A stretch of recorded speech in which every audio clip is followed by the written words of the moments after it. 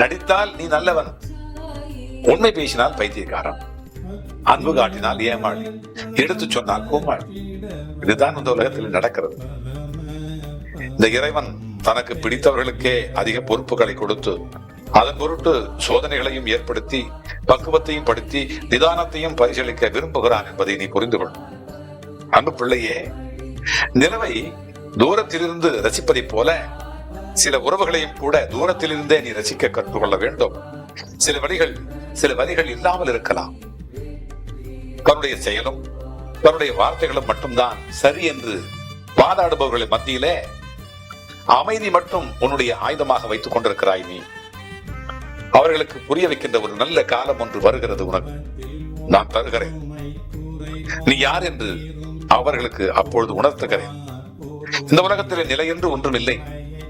இந்த உலகத்திலே, இந்த பூவுலகத்திலே ஒவ்வொரு சோகமும் ஒவ்வொரு துன்பமும் வாழ்க்கையிலே நல்ல பாடத்தை கற்றுத்தரவே உனக்கு வருகிறது என்பதை நீ புரிந்து கொள். ஒரு குரங்குக்கு ஒரு முன் போதும், அது இறந்துவிடும். அதை பெரிதாக்கி உடம்பெல்லாம் பெரிதாக்கி அது இறந்து போகும். ஆனால் ஒரு முட்டாளுக்கு ஒரு பிரச்சனை போதும். அந்த ஒரு பிரச்சனை வைத்து அந்த வாழ்க்கையே பிரச்சனையாக மாற்றி விடுவான். நீ அப்படி அல்ல. நீ என் பிள்ளை. யாரும் உன்னுடைய கண்ணீரை பார்ப்பதே இல்லை இந்த உலகத்திலே. யாரும் உன்னுடைய கவலைகளை பார்ப்பதே இல்லை இந்த உலகத்திலே. யாரும் உன்னுடைய வலிகளை பார்ப்பதே இல்லை இந்த உலகத்திலே. ஆனால் எல்லோரும் உன்னுடைய தவறை மட்டும் பார்த்து கொண்டே இருப்பார்கள். அதுதான் அவர்களுக்கு வேலை. ஆனால் அப்படி அல்ல. உன்னுடைய நல்லவற்றை மட்டுமே நான் கணக்கில் எடுத்துக் கொள்கிறேன்.